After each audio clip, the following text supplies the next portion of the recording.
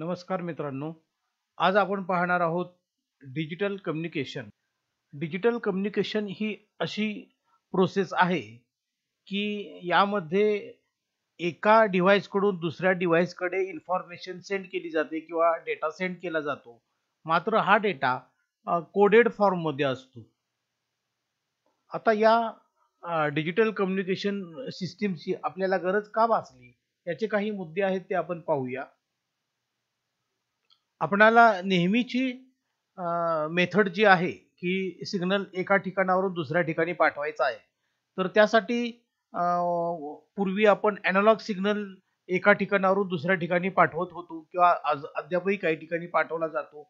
मात्र याच्यामध्ये काही ड्रॉबॅक्स आहेत ते आपण पाहिले पाहिजे आणि ते ड्रॉबॅक्स ओव्हरकम करण्यासाठी आपण डिजिटल कम्युनिकेशनचा उपयोग केलेला आहे. तर इथं काही मेथड्स ही जी मेथड सांगितली होती एनालॉग सिग्नल ट्रान्समिशनची, याच्यामध्ये प्रामुख्याने आपल्याला distortion in signal, interference with signal आणि some losses in the signal हा प्रकार आपल्याला नेहमी जाणवतो. म्हणजे सिग्नल एका ठिकाणावरून दुसऱ्या ठिकाणी पाठवत असलो आपण, तर तो सिग्नल जसा आहे तसाच्या तसा दुसऱ्या एंडला पोहोचत नाही. त्याच्यामध्ये त्याच्या वेव्हशेपमध्ये किंवा त्याच्या फ्रिक्वेन्सीमध्ये, एम्प्लिट्यूडमध्ये काही फरक झालेले असतात आणि त्यामुळं आपण याला म्हणणार आहे, की त्याच्यामध्ये डिस्टॉर्शन होत आहे. ओके. आता ऑडिओ सिग्नल असेल तर हे डिस्टॉर्शन आपल्याला जाणवू शकतं. मात्र ऑडिओ, व्हिडिओ, पिक्चर वगैरे हे आपल्याला त्याच्यामध्ये जे काही डिस्टॉर्शन निर्माण होतं, ते आपल्याला सरळ-सरळ जाणवू शकतं. पण जर काही डेटा असेल आपला आणि तो एनालॉग कन्व्हर्ट करून डिजिटलमध्ये वगैरे अशा पद्धतीने म्हणजे एनालॉग पद्धतीने पाठवायचं म्हटलं, तर त्याच्यामध्ये जर अंकात्मक किंवा कशामध्ये बदल झाला, तर तो जास्त त्रासदायक ठरणार आहे. दुसरा मुद्दा मी इथं तुम्हाला सांगतोय, की इंटरफरन्स विथ सिग्नल म्हणजे ज्यावेळेला एखाद्या वायरमधून आपण सिग्नल एका ठिकाणावरून दुसऱ्या ठिकाणी ट्रान्समिट करत असतो, त्यावेळेला त्या चॅनेल किंवा ती वायर जी आहे, ती एक इतर रेडिएशनच्या सानिध्यात येऊ शकते आणि येते. म्हणजे इलेक्ट्रोमॅग्नेटिक रेडिएशन्स असतील किंवा अदर इलेक्ट्रिकल डिस्टर्बन्सेस असतील आणि यानं तयार केलेलं जे काही सिग्नल आहे, त्या सिग्नल सुद्धा या मुख्य ट्रान्समिशन होत असलेल्या सिग्नल बरोबर मिक्स होतो आणि त्यामुळे इंटरफरन्स निर्माण झाल्यामुळे आपल्याला या सिग्नलमध्येही डिस्टॉर्शन झालेले जाणवते. ओके. तिसरा जो मुद्दा आहे तो म्हणजे लॉसेस. आता एका ठिकाणावरून दुसऱ्या ठिकाणी वायर मार्फत जर आपण सिग्नल ट्रान्समिट करत असू, एनालॉग सिग्नल असेल, तर इलेक्ट्रिकल लॉसेस सुद्धा आपल्या त्या वायरमध्ये होणार आहेत आणि त्याच्यामुळे सिग्नल स्ट्रेंथ कमी होणं हा प्रकार सुद्धा इथं घडणार आहे.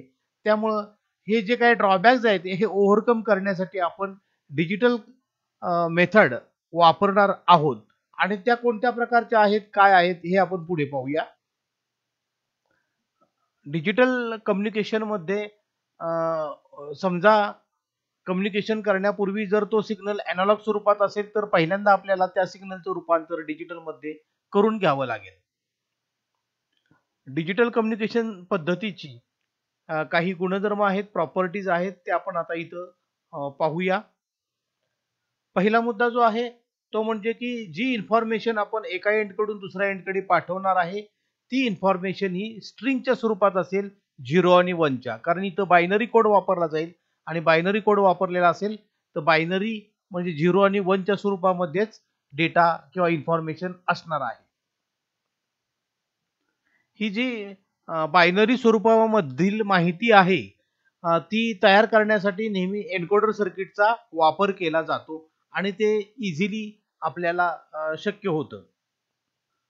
तिसरा जो मुद्दा आहे तो म्हणजे की डिजिटल कम्युनिकेशन पद्धतीमुळे आपले जे डेटा कम्युनिकेशन आहे किंवा इन्फॉर्मेशन कम्युनिकेशन आहे हे वेगवान बनणार आहे. आणि सगळ्यात महत्त्वाचं म्हणजे की या पद्धतीमुळे आपण ऑडिओ, व्हिडिओ, फोटोग्राफ्स अशा जास्त व्हॉल्यूम असलेल्या स्वरूपातली माहिती सुद्धा इझिली आपण एका ठिकाणावरून दुसऱ्या ठिकाणी पाठवू शकणार आहोत. तसं पाहिलं तर किमतीनं कमी असणारी आणि नॉईजलेस म्हणजे कोणताही डिस्टर्बन्स किंवा अडथळा याच्यामध्ये येत नाही, अशा स्वरूपाची ही डिजिटल कम्युनिकेशन पद्धती आहे. या डिजिटल कम्युनिकेशन पद्धतीमध्ये काही नवीन टर्म्स आहेत आणि त्या टर्म्स इथं आपण समजून घेतल्या पाहिजेत. पहिली जी टर्म आहे ती बॉड रेट. अगदी साध्या भाषेत सांगायचं झालं तर बॉड रेट म्हणजे it is transmission rate of binary symbols. म्हणजे बायनरी सिम्बॉल प्रति सेकंदाला किती वेगानं जात आहेत. आलं लक्षात? तर तो जो रेट आहे त्याला आपण म्हणणार आहे बॉड रेट. आणि वन बॉड म्हणजे काय तर वन बॉड म्हणजे वन बायनरी बीट जर 1 सेकंदाला ट्रान्समिट होत असेल, तर त्यावेळेला आपण म्हणतो की वन बॉड हा रेट आहे. ओके. आता पाहूया की बॉड रेट म्हणजे काय? तर transmission of number of binary symbols per unit time that is called as baud rate. म्हणजे एका सेकंदामध्ये किती बायनरी सिम्बॉल्स ट्रान्सफर होतात म्हणजे सेंडरकडून रिसिव्हरकडे, या दराला आपण बॉड रेट असं म्हणतो. यापुढे आपण बऱ्याच डिजिटल कम्युनिकेशन सिस्टीमचाही अभ्यास करणार आहोत. डिजिटल कम्युनिकेशन सिस्टीममध्ये जी माहिती एका ठिकाणावरून दुसऱ्या ठिकाणी पाठवली जाते, ती पाठवत असताना त्या सिस्टीममध्ये कोणकोणते ब्लॉक्स असतील किंवा कोणकोणत्या टप्प्यानं ती इन्फॉर्मेशन एका एंडकडून दुसऱ्या एंडकडे जाते, ते या ब्लॉक डायग्राममध्ये दाखवलेलं आहे. इथं पहा की एखादी इन्फॉर्मेशन सोर्स आहे, त्या सोर्सकडून माहिती तुमच्याकडे येईल. ती माहिती पहिल्यांदा तुम्ही जर कोणत्याही फिजिकल फॉर्मॅटमध्ये असेल, तर त्याचं इलेक्ट्रिकल फॉर्मॅट पहिल्यांदा करून घ्यावं लागेल आणि ते इलेक्ट्रिकल फॉर्मॅट केल्यानंतर तो सिग्नल एनालॉग असेल किंवा डिजिटल असेल आणि त्याचं कन्व्हर्शन आपल्याला डिजिटलमध्येच करावं लागेल आणि तो डिजिटलमध्ये पहिल्यांदा करून घ्यायचं. ते केल्यानंतर आपल्याला इथं 2 प्रकारचे एन्कोडर्स वापरलेले आहेत. सोर्स एन्कोडर आणि चॅनेल एन्कोडर. तर याच्या सहाय्यानं आता जी इन्फॉर्मेशन आहे डिजिटल पल्सेसच्या स्वरूपात त्याचं इथं कोडिंग केलं जाईल आणि कोडिंग केल्यानंतर अ, अ, त्या कोडचं इथं मॉड्युलेशन होईल आणि मॉड्युलेशन झाल्यानंतर तो सिग्नल जो आहे तो चॅनेलवर ट्रान्समिट केला जाईल. आता हा एका एंडकडून म्हणजे हा भाग असेल तो ट्रान्समीटरचा भाग असेल. या ट्रान्समीटरच्या भागाकडून किंवा सेंडरच्या भागाकडून आता आपण रिसिव्हरच्या भागाकडे जाणार आहोत. तर चॅनेलकडून ही इन्फॉर्मेशन आता बाहेर पडलेली आहे. चॅनेलमधून आता ती रिसिव्हरच्या पहिल्या एंडला इथं प्राप्त झालेली आहे. आता आपल्याला काय करावं लागेल, जसं इथं आपण मॉड्युलेशन केलं होतं, तर आता आपल्याला इथं डिमॉड्युलेशन करावं लागेल. म्हणजे जेवढ्या प्रोसेस इथं केल्या तेवढ्या इथं रिव्हर्स प्रोसेस आपल्याला कराव्या लागतील. आता इथं मॉड्युलेशन केल्यानंतर इथं आपल्याला डिमॉड्युलेशन करावं लागेल. डिमॉड्युलेशन केल्यानंतर आपण एन्कोडिंग केलं होतं, तर आपल्याला त्याचं डिकोडिंग करावं लागेल आणि डिकोडिंग केल्यानंतर जर तुम्हाला ती इन्फॉर्मेशन पुन्हा एनालॉग स्वरूपात हवी असेल, तर डिजिटल स्वरूपामध्ये इथं प्राप्त होणार आहे आणि त्याचं कन्व्हर्शन पुन्हा तुम्हाला एनालॉगमध्ये करायचं असेल, तर डी टू ए कन्व्हर्टर वापरावा लागेल आणि तुम्ही पुन्हा इथं ओरिजिनल इन्फॉर्मेशन समजा इथं एनालॉगमध्ये असेल, तर इथंही सुद्धा तुम्हाला पुन्हा एनालॉग स्वरूपामध्ये ती प्राप्त होऊ शकेल. जर डिजिटल असेल, तर ती डिजिटलमध्ये इथं प्राप्त होऊ शकेल. ओके. अशा पद्धतीनं ही डिजिटल कम्युनिकेशन सिस्टीम कार्य करत असते. या डिजिटल कम्युनिकेशन सिस्टीममध्ये काही कोड्स जे वापरले जातात, तर त्यातले 1-2 कोड्स आपण इथं पाहणार आहोत, अभ्यासणार आहोत. यातला जो पहिला कोड जो आहे तो मोर्स कोड. आता मोर्स कोड हा डॅश आणि डॉट या स्वरूपातच होता. आता हा डॅश म्हणजे आणि डॉट. तर डॉट म्हणजे असा डॉट असेल आणि डॅश म्हणजे अशी आडवी रेषा असेल एक. तर साधारण पाहिलं तर डॅश हा 3 टाइम्स लॉंगर दॅन डॉट अशा पद्धतीनं असणार आहे. तो याला आपण म्हणणार आहे डॅश आणि याला म्हणणार आहे आपण डॉट. ओके. तर डॅश आणि डॉटच्या स्वरूपामध्ये हा कोड उपलब्ध आहे. हा कोड म्हणजे कोणत्याही प्रकारचं एखादं अक्षर किंवा आवाज वगैरे असं काही नसून तिथं डॅश आणि डॉट म्हणजे इलेक्ट्रिकल पल्स असेल, ती पल्स शॉर्ट आणि लाँग अशा स्वरूपाची ती पल्स असणार आणि ती आपण एका ठिकाणावरून दुसऱ्या ठिकाणी सेंड करणार आहोत. परंतु इथं काय केलं जातं, तर कॉम्बिनेशन ऑफ डॅश आणि डॉट्स असं घेतलं जातं आणि त्यानुसार कॅरेक्टर डिझाईन केलेली आहेत. आता कोणत्या कॅरेक्टरला डॅश किती आणि डॉट किती वापरलेले आहेत हे आता पुढच्या तक्त्यावर आपण पाहूया. तर तसंच एक कॉम्बिनेशन करून ठेवलेलं आहे डॅश आणि डॉटचं आणि त्यावरून ती अक्षर चा आपल्याला बोध होतो. हा कोड जो आहे तो स्पेशली टेलिग्राफ सिस्टीमसाठी डेव्हलप केलेला आहे. आता हा मोर्स कोडचा चार्ट पहा इथं जर तुम्हाला प्रेझेंट करायचा असेल तर एक डॉट आहे आणि एक डॅश आहे. हे कॉम्बिनेशन जर असेल तर त्याला ए समजायचं. जर समजा एक डॅश आणि 3 डॉट असतील तर त्याला बी समजायचं.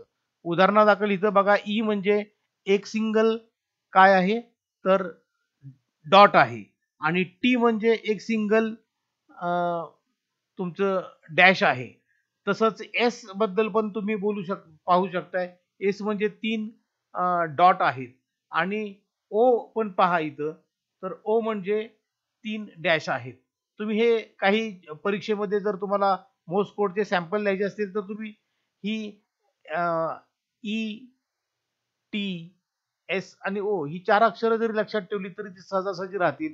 ई म्हणजे एक डॉट आहे तर टी म्हणजे डॅश आहे आणि हे 3 डॉट आहेत आणि हे 3 डॅश आहेत अशा पद्धतीनं.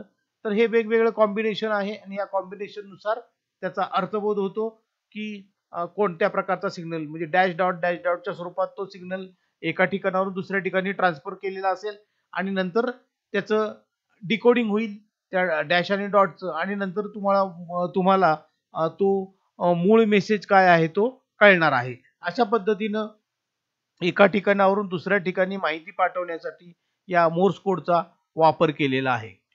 आता हा मोर्स कोड फार जुना आहे आणि आता तो वापरला जात नाहीये. आता ॲडव्हान्स्ड जो कोड आहे तो म्हणजे ASCII कोड आणि आपण त्या ASCII कोड बद्दल पाहूया.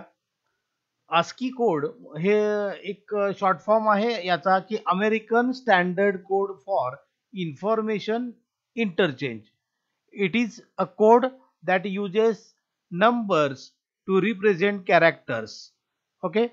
Each letter is assigned a number between 0 to 127. म्हणजे इथं 128 लेटर्स रिप्रेझेंट करण्यासाठी 128 0 ते 127 पर्यंतचे अंक असतील आणि ते अंक कुठला अंक असेल तर कुठलं कॅरेक्टर रिप्रेझेंट होतं ते तुम्हाला इथं पुढच्या चार्ट वरून मी तुम्हाला दाखवतो. तर या चार्ट मध्ये पहा ASCII कोडचा हा चार्ट आहे. इथं उदाहरणादाखल आपण आलो समजा 43 वर डेसिमल नंबर तर या 43 ला साइन आहे ते प्लस. ओके. तसंच इथं उदाहरणार्थ मी घेतो 74 तर 74 जर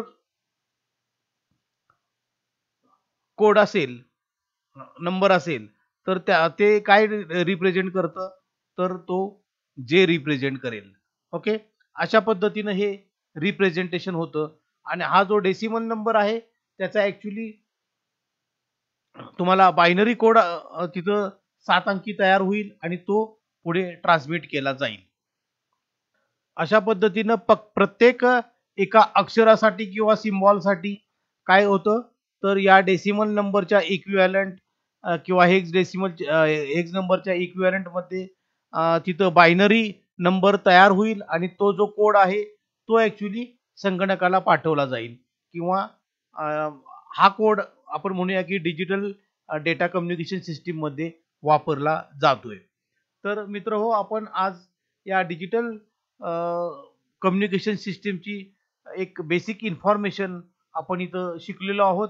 आता पुढील पार्ट मध्ये आपण की डिजिटल ट्रान्समिशन पद्धती कोणत्या आहेत म्हणजे सिरीज डेटा ट्रान्समिशन आणि पॅरलल डेटा ट्रान्समिशन तर या दोन पद्धती ज्या आहेत त्या पुढच्या लेक्चर मध्ये आपण पाहूया.